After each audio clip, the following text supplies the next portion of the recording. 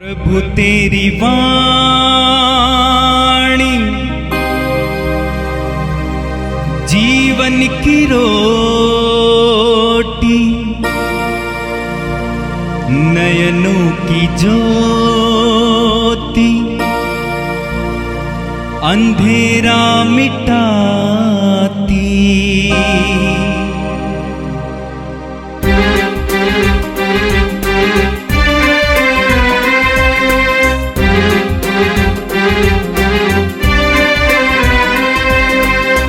प्रभु तेरी वाणी जीवन की रोटी, नयनों की ज्योति, अंधेरा मिटाती। प्रभु तेरी वाणी जीवन की रोटी, नयनों की ज्योति, अंधेरा मिटाती। वाणी वाणी वाणी वाणी वाणी पवित्र है, शाश्वत है, जीवन का मन्ना है। 27 अगस्त बृहस्पतिवार।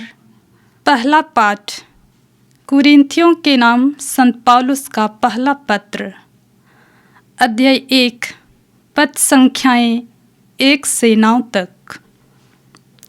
कुरिन्थ में ईश्वर की कलीसिया के नाम पौलुस, जो ईश्वर द्वारा यीशु मसीह का प्रेरित नियुक्त हुआ है, और भाई सोस्तेनुस का नाम पत्र।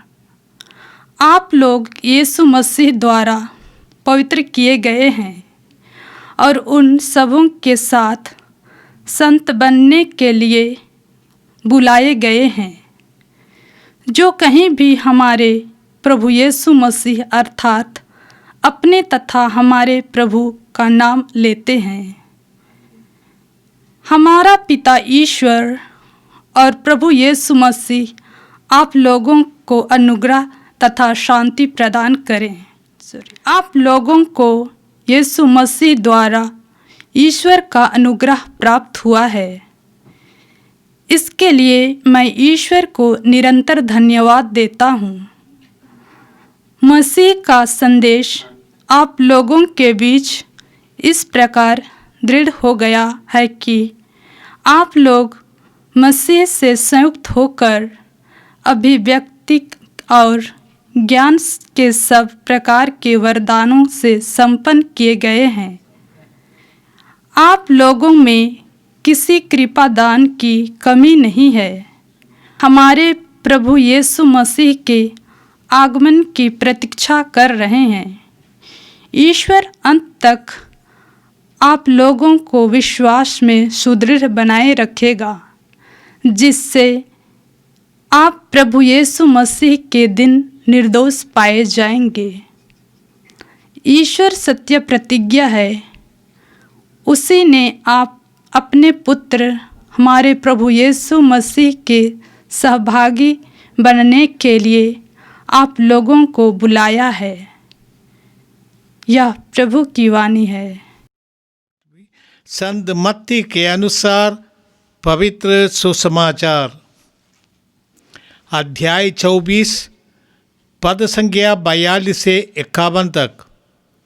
यीशु ने अपने शिष्यों से ये कहा, जागते रहो, क्योंकि तुम नहीं जानते कि तुम्हारे प्रभु किस दिन आएंगे। ये अच्छी तरह समझ लो, यदि घर के स्वामी को मालूम होता कि चोर रात के किस पगर आएगा, तो वह जागता रहता और अपने घर में सेंध लगने नहीं देता। इसलिए तुम लोग भी तैयार रहो, क्योंकि जिस घड़ी तुम उसके आने की नहीं सोचते, उसी घड़ी मानव पुत्र आएगा। कौन ऐसा ईमानदार और बुद्धिमान सेवक है, जिसे उसके स्वामी ने अपने नौकर चाकरों पर नियुक्त किया है, जिससे वह समय पर उन्हें रसद बांटा करे। धन्य है वो सेवक जिसका स्वामी आने पर उसे ऐसा ही करता हुआ पाएगा। मैं तुम लोगों से कह देता हूं, वह उसे अपनी सारी संपत्ति पर नियुक्त करेगा। परंतु यदि वह बेईमान सेवक अपने मन में कहे, मेरा स्वामी आने में देर करता है, और वो दूसरे नौकरों को पीटने और शराबियों के साथ खाने पीने लगे, तो उस सेवक का स्वामी ऐसे दिन आएगा जब वह उसकी प्रतीक्षा नहीं कर रहा होगा, और ऐसी घड़ी जिसे वो नहीं जान पाएगा, तब स्वामी उसे कोड़े लगवाएगा और डोंगियों का दंड देगा। वहां वे लोग रोएंगे और दांत पीसते रहेंगे। यह प्रभु का दिव्य सुसमाचार है। क्रिस्त प्रभु की जय। प्यारे भाई और बहनों, आज का प्रथम पाठ कुरिन्थियों के नाम पौलुस का पहला पत्र से और उसका अभिवादन है। शुरू है अध्याय 1 पद संख्या 1 से 9 तक। हम जानते हैं कि कुरिन्थ में कलीसिया की स्थापना पौलुस की प्रेरिताई से हुआ था। इसके बाद पौलुस दूसरे प्रांतों में चले जाते हैं। अब पौलुस को पता चलता है कुरिन्थियों में कुछ समस्या है विश्वासियों के बीच। यदि भी एक आत्मा का अभिषेक प्राप्त एक कलीसिया है और वहाँ विश्वासी बहुत ज़्यादा थे, परंतु कलीसिया में कुछ गड़बड़ी थी, इसलिए पौलुस चिट्ठी लिखते हैं। और ये चिट्ठी पहला पत्र के रूप में हमारे पास है, और उसमें पौलुस उसका शुरुआत करते हैं एक अभिवादन से। पौलुस लिखते हैं, कुरिन्थ में ईश्वर की कलीसिया के नाम पौलुस और ईश्वर द्वारा यीशु मसीह का प्रेरित नियुक्त हुआ है। पौलुस अपने बारे में कहते हैं, वो पुराने ज़माने में चिट्ठी लिखते वक्त अभिवादन करते थे और इसके बाद व्यक्ति अपना परिचय देते हैं। पौलुस भी यही करते थे, अपना परिचय देते हैं, और पौलुस का परिचय यही है कि वो प्रेरित है। यीशु मसीह द्वारा चुने हुए व्यक्ति प्रेरित माने जाते हैं उस जमाने में। और हम लोग जानते हैं कि केवल 12 लोगों को यीशु ने चुना था, और लोग उनको प्रेरित का थे उपाधि देते। अब देखा है कलीसिया में पौलुस कहते, मुझको प्रभु यीशु ने बुलाया है। हम प्रेरितों का कार्यकलाप अध्याय 9 में पढ़ते हैं, पौलुस के मन परिवर्तन का चरित्र इतिहास। उसमें हम देखते हैं कि अननियास को ये दृश्य मिला, ईश्वर से, ये पवित्र आत्मा से ये दृश्य मिला था। यीशु उनसे कहते थे कि मैं पौलुस को चुना है, जाओ। अननियास से बोला कि जाओ पौलुस का स्वागत करो, और वो मेरा कृपा पात्र है, और गैर यहूदियों, राजाओं तथा इस्राएलियों के बीच मेरे नाम का प्रचार करेगा, मेरा नाम की घोषणा करेंगे। इसलिए पौलुस की नियुक्ति हुई है। पौलुस अपने को प्रेरित का दर्जा स्थापित करते हैं आज के इस पत्र के द्वारा। पौलुस हर पत्र में इसी तरह का लिखते हैं, अपने प्रेरित होने का दावा दोहराते रहते हैं। और पौलुस लिखते हैं कि यीशु मसीह ने मुझे चुना है और मुझे अधिकार दिया है। पौलुस अपने प्रेरिताई के बारे में हमें कुरिन्थियों के नाम पत्र अध्याय 9 में विस्तृत रूप से देते हैं। और आज पौलुस ये दावा करते हैं कि वो ईश्वर की कलीसिया के लिए प्रेरित नियुक्त किया है, और कहते हैं कुरिन्थियों में जो कलीसिया है उसके लिए अभिवादन देते हैं। कलीसिया का अर्थ है कि कोई हमसे पूछे थे, आप लोग कलीसिया बोलते हैं, ये क्या क्या मतलब है? कलीसिया का अर्थ है ईश्वर द्वारा चुनी हुई जनता। और यहूदी अपने को कगाल जाबे बोलते थे। इसी तरह विश्वासियों का समुदाय, यह जनता से चुनी हुई, ईश्वर ने हजारों लाखों लोगों से चुने अपने लोगों को हम कलीसिया बोलते हैं। ईश्वर की अपनी प्रजा जैसे विधि विवरण ग्रंथ अध्याय 7 पद संख्या 6 में मूसा को ये दिया आदेश दिया, तुम लोग अपने प्रभु ईश्वर की पवित्र प्रजा हो। हमारे प्रभु ईश्वर ने पृथ्वी पर के सब राष्ट्रों में से तुम्हें अपनी निजी प्रजा चुना है। आओ प्रभु आगे कहते, आप लोग यीशु मसीह द्वारा पवित्र किए गए हैं और उन सबों के साथ संबंध बनने के लिए बुलाए गए हैं। यीशु मसीह के द्वारा पवित्र किए गए हैं। पवित्र किया करने का अर्थ है ईश्वर का अपना। पवित्र व्यक्ति केवल ईश्वर ही पवित्र है, और जितना हम ईश्वर से जुड़ जाएंगे उतना हम पवित्र बन जाते हैं।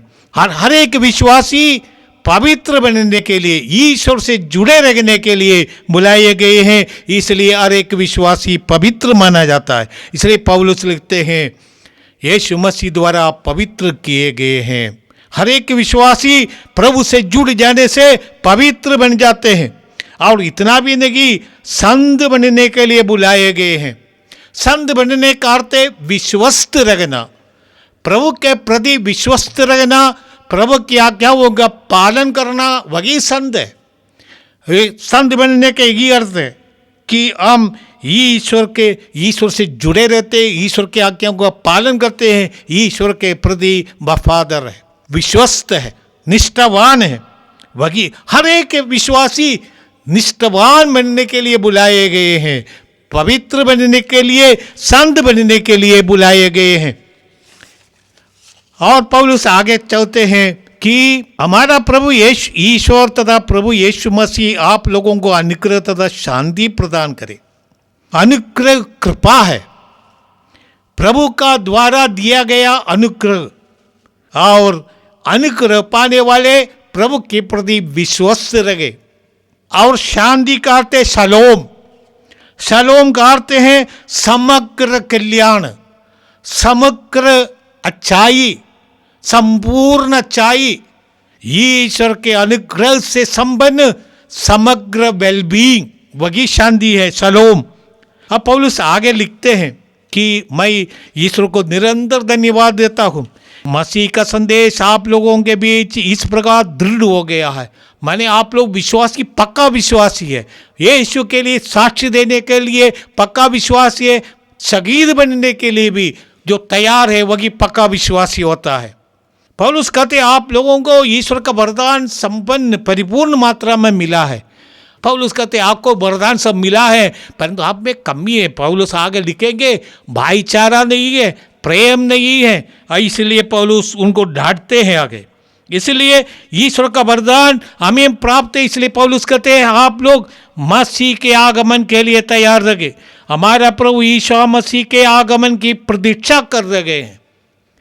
और यही आज का सुसमाचार का भी थीम यही है, ये यीशु मसीह का पुनरागमन की प्रतीक्षा करते रहना।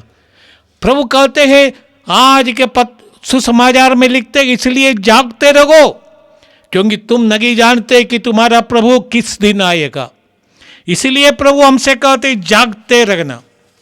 मत्ती का सुसमाचार अध्याय 24 और 25 में प्रभु, बहुत महत्वपूर्ण अध्याय, इसमें प्रभु अंतिम दिनों के बारे में हमें बताते हैं, उसके कुछ लक्षण देते हैं। इसके साथ साथ यरूशलेम के विनाश के बारे में भविष्यवाणी करते हैं, और संसार के अंत में होने वाला महान संकट के बारे में बताते हैं। और साथ साथ ये दो दृष्टांतों के द्वारा में समझाते हैं किस तरह हम जागते रहे।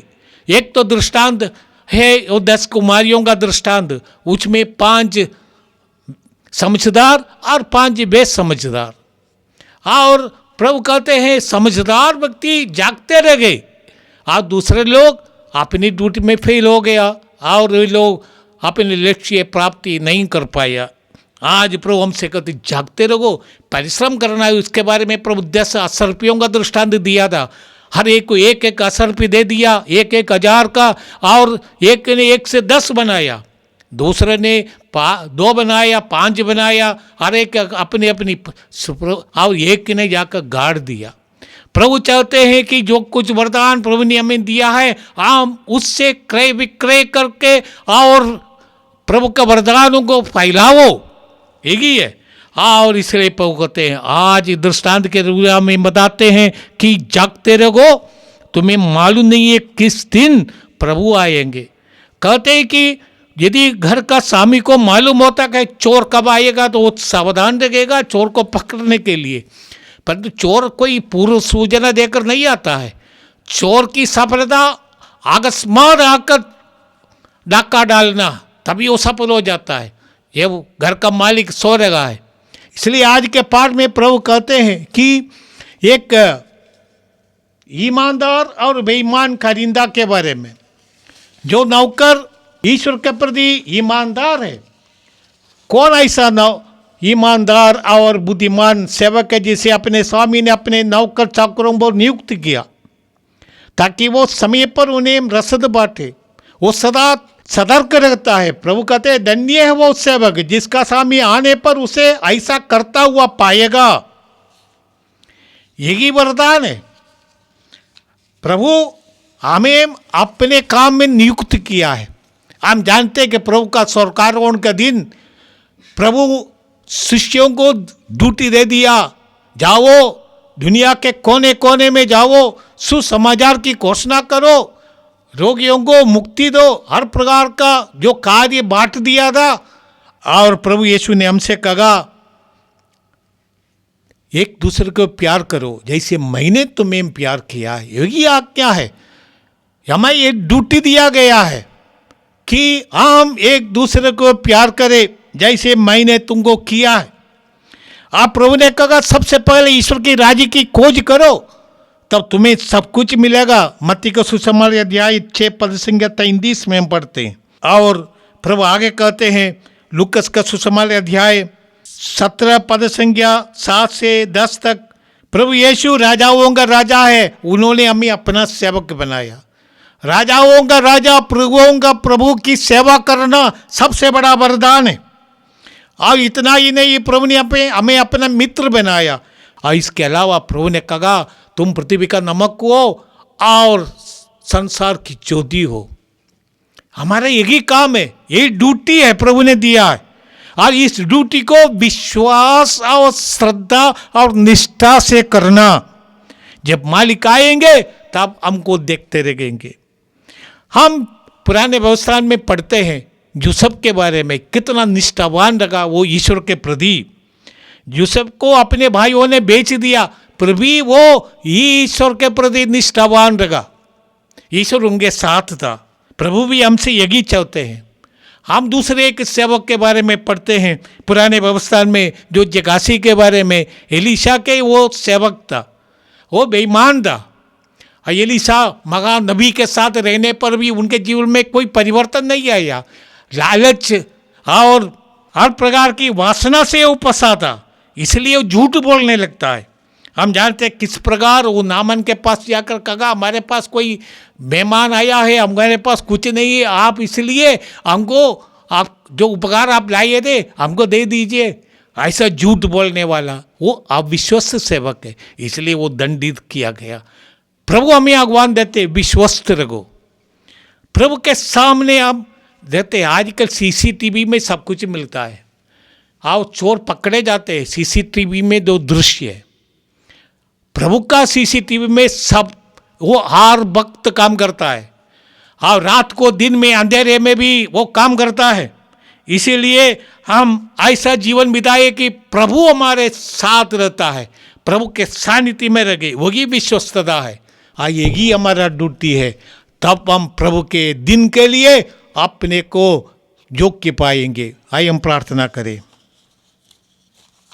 ये सर्वशक्तिमान पिता, ये हमारे ईश्वर, हम तुझे धन्यवाद देते हैं। तूने हम लोगों को बुलाया है, पवित्र बनने के लिए बुलाया है, संत बनने के लिए बुलाया है। यीशु से जुड़े रहने से और उनकी आज्ञाओं का पालन करने से हम पवित्र होते हैं और संत होते हैं। ये प्रभु विश्वस्त बने रहने की कृपा में दे। आत्मा का अभिषेक से हम विश्वस्त बन सकते हैं और संसार के अंत तक तेरे कार्य में लग रहे। संसार में तेरे जैसे तेरे आदेश के अनुसार नमक बनकर, ज्योति बनकर हम अपने जीवन बिताए। इस सुसमाचार की घोषणा हमारे जीवन के द्वारा हो जाए, ये प्रार्थना हम करते हैं हमारे प्रभु ख्रिस्त के द्वारा। आमीन। प्रभु तेरी वाणी जीवन की रोटी, नयनों की ज्योति अंधेरा मिटाती।